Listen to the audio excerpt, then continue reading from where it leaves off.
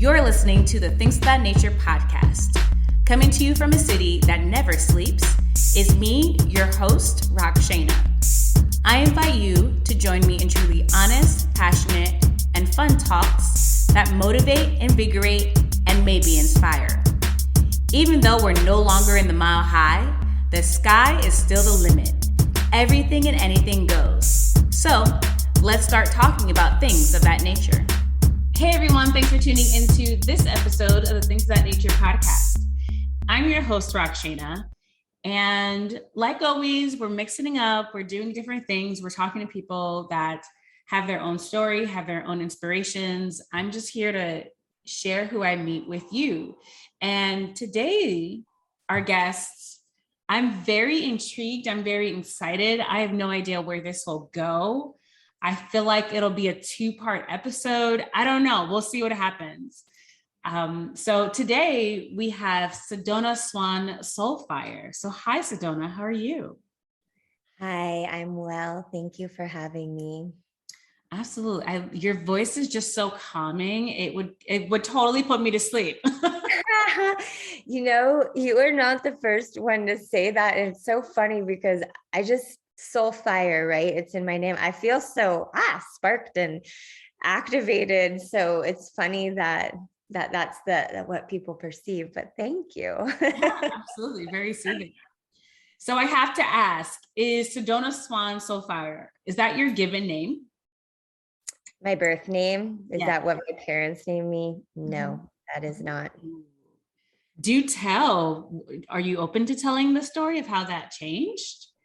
Yeah, thank you for asking that. So I was born Marianne Christine.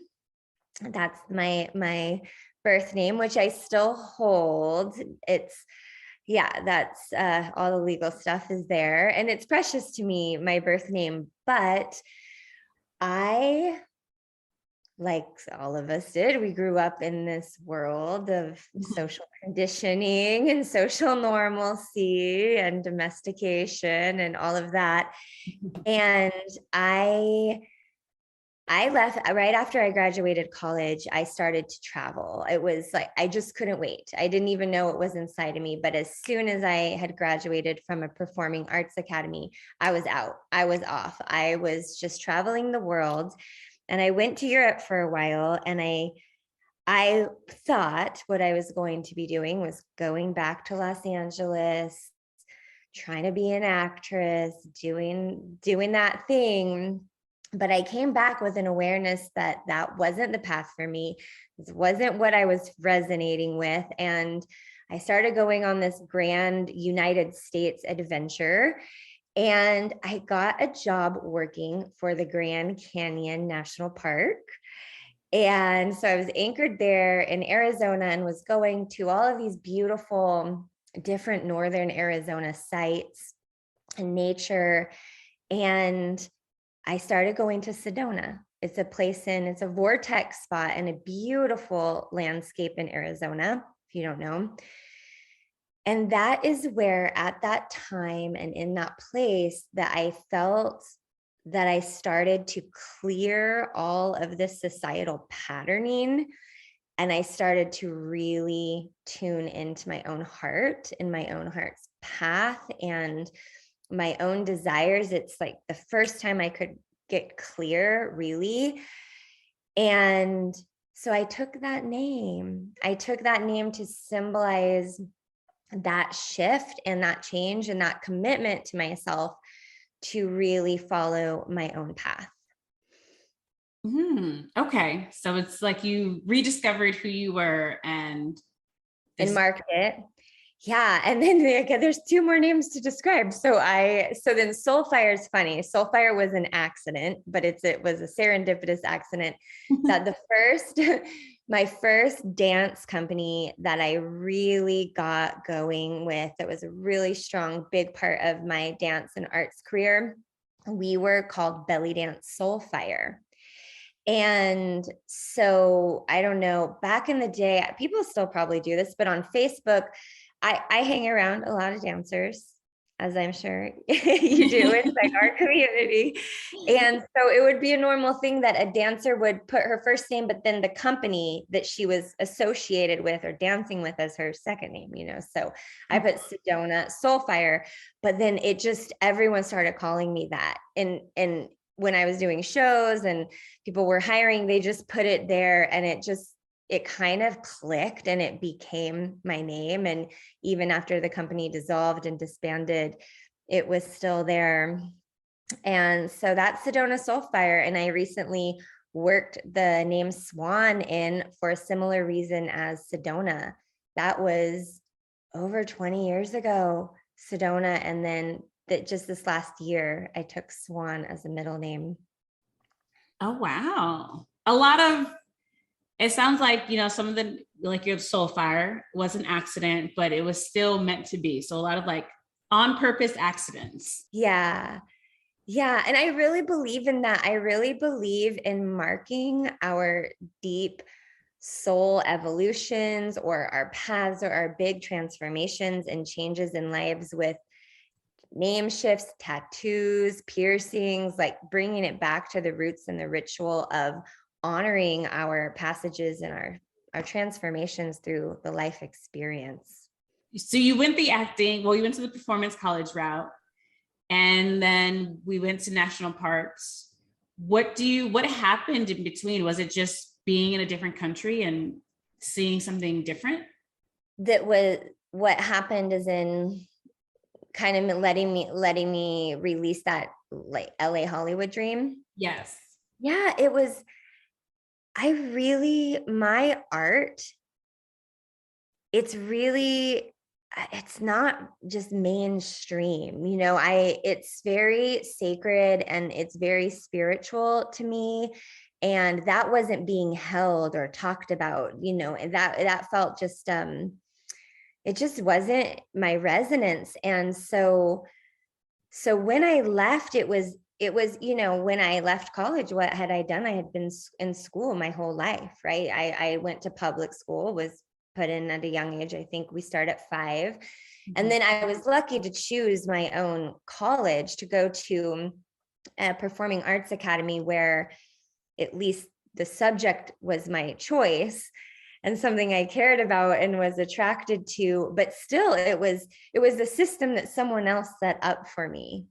And I feel my dreams and desires at that time had been sort of conditioned into me. It's just what I saw the path was.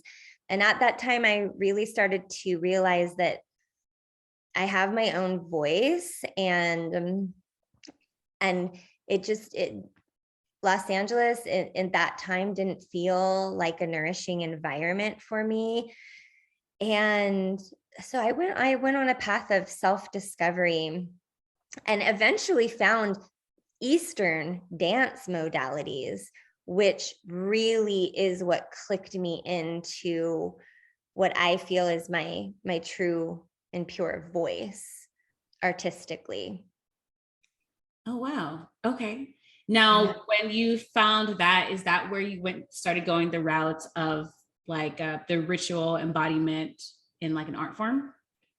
Yeah. I discovered belly dancing in a very profound way, in that what kind of dancing are you trained in? Or what's your, yeah. Yeah, so the not typical, but the theater style. So ballet, modern, Nice. African, you know, all the degree majored ones that you go in hours and hours in rehearsal. Yeah, did it. Nice. So awesome. Yeah. So that is how I had trained too. And so I hadn't, you know, I don't know how to describe it, but extremity based, you know, it's a very about traveling in the limbs and moving through space and contraction and expansion somewhat.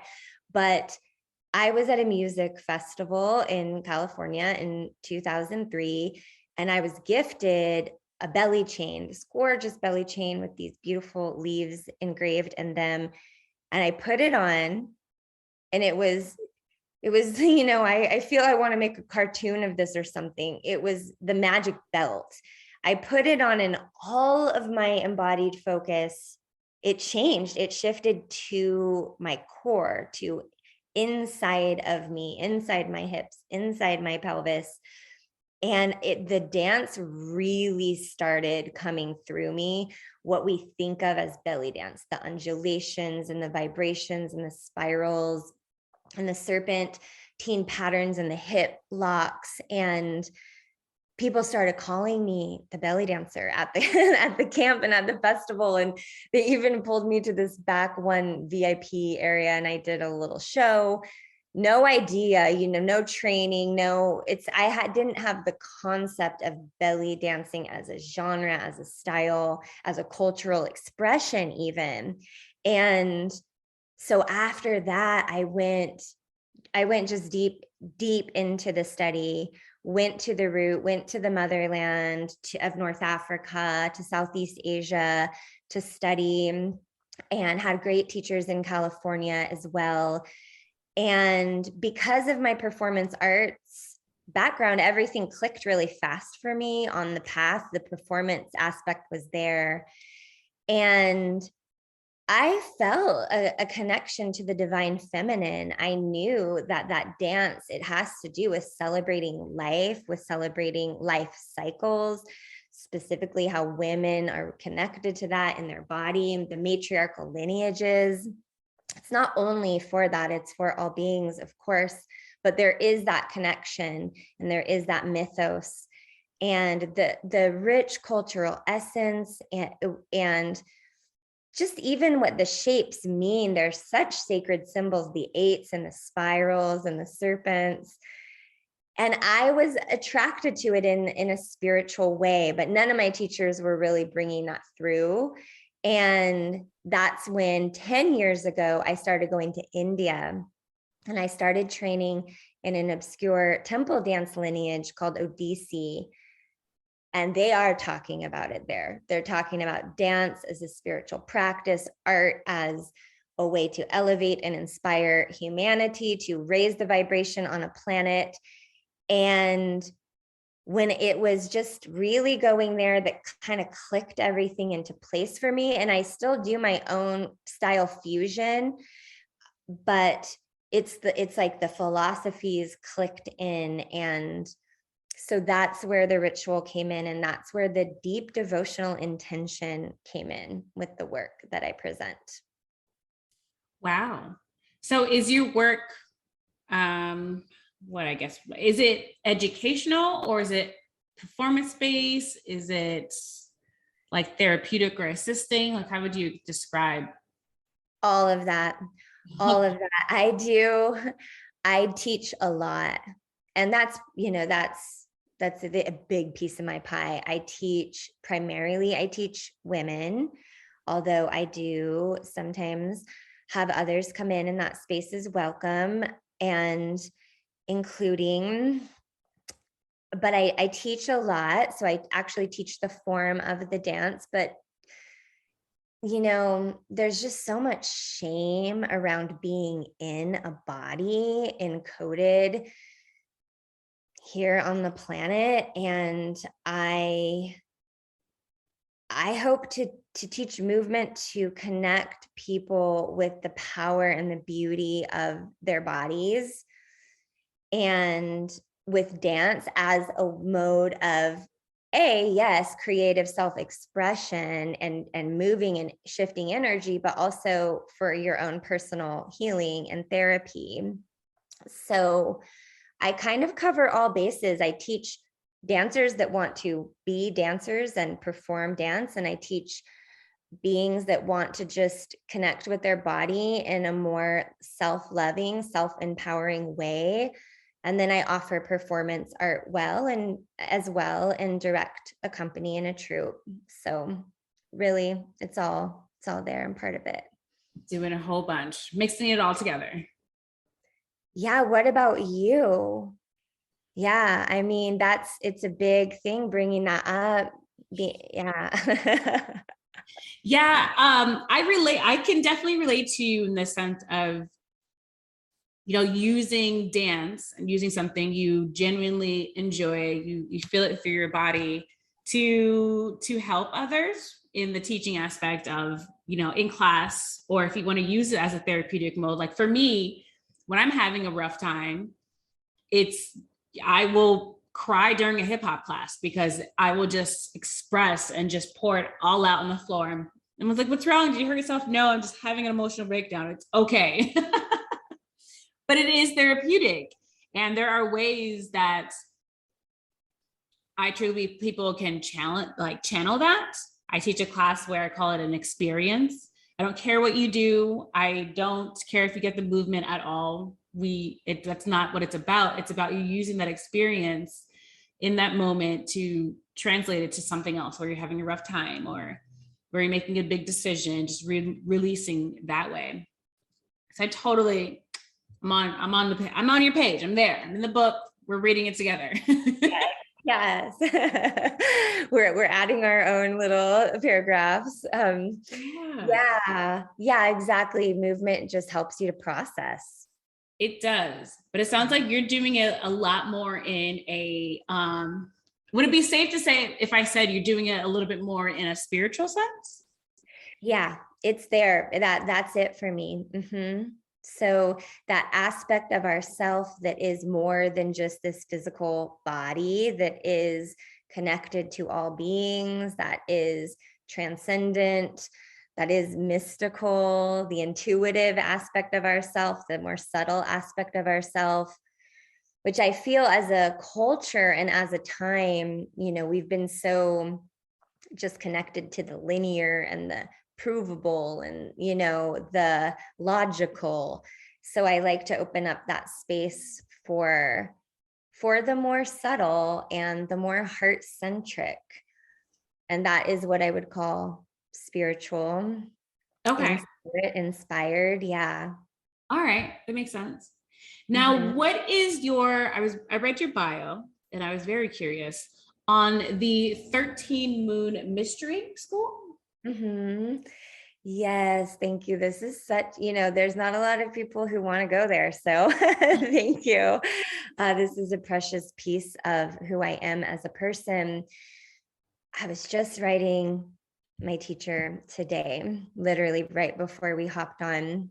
So the 13 Moon Mystery School is a mystery school. So it means that you are moving through what we could call a set of initiations or experiences, ceremonies, rituals. And it's in the mystery. So it's not that it's planned out or that it's decided, but we raise energy together and certain healings and connections and awarenesses and revelations and releases unfold. And it is based on the 13 divine feminine archetypes. So archetypes that you see expressed in, say, deities or gods and goddesses, well, specifically goddesses, because it's working with the divine feminine, but all across the board in all cultures and all traditions, in the tarot, right? And I'll just name a few of them. They're Great Mother, Priestess, Lady of Communion. She's like the earth connected one, wise woman, Queen of Death, primal goddess. She's fire and your Kundalini energy. Muse is the playful, sort of youthful, innocent. Dreamer, weaver is the real expansive one, kind of seeing and understanding all of the interconnection of all that is. And so it's going into these archetypes, and the way that you move through it, I moved through it over 3 years' time, but I'm still going in it. I still work with my teachers all of the time. And the points, it was all received by the fairy godmother of the lineage of the mystery school founder. Her name is Ariel Spilsbury. And you can buy a 13 Moon Oracle and understand. It's a beautiful book and cards and this board, and you can actually track through as the moon phases change all of the different archetypes. Goddess of love is one. And the point is that archetypes there's something that we're all connected to. They're, a container of collective consciousness. They're inside of us, they're outside of us. We all relate to them. So when you look into the lens of one and create that frequency in a space, then you learn about yourself. And so ultimately, I've gone deep through the initiation processes multiple times and have worked with the divine feminine archetypes. Okay. And when you say you've worked and you've gone through the process, is this like a moon course or just the understanding of yourself? Ultimately, it is the point is to know thyself, to heal thyself, to empower thyself, and to catalyze the potential within oneself. And so the way that you can go through it, there's even one of my teachers, one of the mystery school vocalizers, Elaine Kalila Sophia, you can go through it for a year online, and she takes you through the different archetypes. And it's not that you learn about them in an academic way, it's that a space is created and the priestess is ultimately, she's speaking from that space and asking sort of key code questions that are in alignment with that archetype that you really have to take in and ask yourself. So yeah, it is a mystery school, so it's hard to describe. But for instance, if we were in Goddess of Love, right, we can connect with Goddess of Love in many different traditions: Aphrodite, Oshun, Lakshmi. And this energy it's abundance and it's beauty and it's soft pinks and roses and swans and doves, and the qualities of it are expansion and opening and blooming and softening. And so moving in through a Goddess of Love experience would be opening the heart and softening and seeing, are you really loving yourself? Are you unconditionally loving in this world, or do you have judgments or blocks? Are you putting up blocks or boundaries to yourself and others? So it's like this, it's deep soul work looking through the lens of these archetypes. Okay, that's interesting. Mm-hmm. That is really interesting. It's a little bit different, but not in a bad way, just different. You are the first person that I've ever spoken to that has gone through this course, let alone not once, but a few times. So it's all right, cool.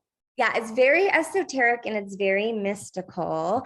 Yeah, let me give another example. We'll just click in and see where it goes. So the dreamer weaver is one of the archetypes, right? And so the symbol is a spider web, and it's all about connections and seeing serendipity in the universe. And so when I'm going to just really share a personal, thing, is that when you kind of look at your patterns in the web of your life, and when I was in this archetypal temple in the day-long experience of the unfolding, I realized I had a pattern of being codependent on men. Like I had done it in all my relationships over and over and over, where I got myself where I wasn't standing in my sovereignty and I wasn't independent. I became codependent on them in kind of different ways. And it was there that I saw the pattern back and back and back, like it was a woven pattern in my reality. And I chose that day, I'm clearing that. I actually cleared my relationship at that time, which meant I had to leave my beautiful house. I had to step out on my own 2 feet, kind of live in a crappy apartment for a minute and let go of a lot, because I wasn't really in my power in that relationship. I was only there because certain things were easier or provided for me. And so it was that allowed me to see that. So yeah. Wow, that's pretty neat. That's different, but it's like, okay, cool. Nice. I think everyone has a calling that they, like an underlying calling that they had no idea existed. And it sounds like you went down a path that led you to this like underlying calling. You had no idea what was going on. And then here you are embracing it and loving it and been living it for quite some time now and still exploring. Yeah. And it comes into my art, and this comes into all art is, ultimately we're all telling the stories, right? In art that we all are connected to, or we're all embodying the energy. I don't know. Did you get a chance to look at the Flame of Truth, the new short film that I just made? Yes. I started looking at that and I'm like, okay, that's different. The whole concept of it. And I was like, wow, that's something new. I suggest everyone take a look at it. It is paused on my end over here. I didn't have time to go through and finish it all completely, but I'm like, wow, the visuals, I'm a visual person. So with the visuals being there, even in the intro of it, I'm like, okay, I see where this is somewhat heading and what this is, which very much explains you before even speaking to you. Yeah. Okay. Nice. Well, yeah. Finish watching it if you have time, or just go on the journey, because it's, for instance, that's real. We become, warrior goddesses, right? We're all cloaked and we're lost in the darkness, and it's like we're cut from our power. We're cut from our flame of truth. Then we ignite our flame of truth. We become our true empowered superheroine selves. And then we go and shred up, what's out of alignment in the world. That is a story that's in all movies. Everyone loves Katniss and Superwoman and all of these things. It's like these archetypes actually are in all of the movies. We see them. It's just, this one kind of particular way that I went in and started working with it myself. Awesome. I like it. So how do people find you and reach out to you to explore more, get more from you in general? Yeah, you can come to my Instagram or my Facebook. Those are both Sedona Swan Soulfire. You can check out my website. That is just sedonasoulfire.com. Ooh, that was okay. That was a very calming, informational, explorative talk with Sedona. The whole thing, I'm about it. When am I not? Yeah, you can say it. I appreciate her finding herself. A lot of people say, oh, I want to find myself. I don't know who I am, or whatever it may be, but she went and really, on purpose, accidentally found herself. And that's a journey of its own. That's a brave thing to do. So I appreciate it. I enjoyed talking to her. It was a great way to just mellow out and end my day. Her voice is very calming. I'm your host, Rockshana. Today's guest was Sedona Swan Soulfire. Be sure to tune in each week for a new episode. And remember, everything and anything goes. The sky's the limit. Music for the Things That Nature podcast is an original track by Jared Sacramento called Dosage.